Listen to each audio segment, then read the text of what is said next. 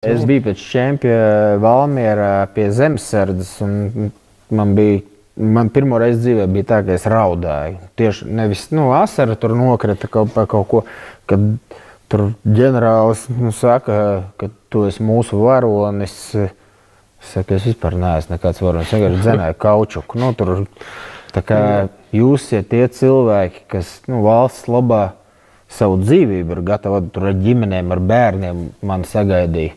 Ar tanku vedi tur.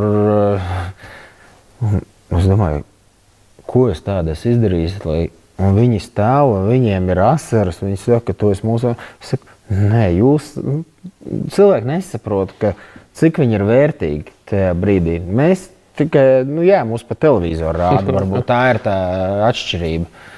Un, man bija, nezinu, tāds pieplūdums sirdī no tās mīlestības, kas nāca pretīm,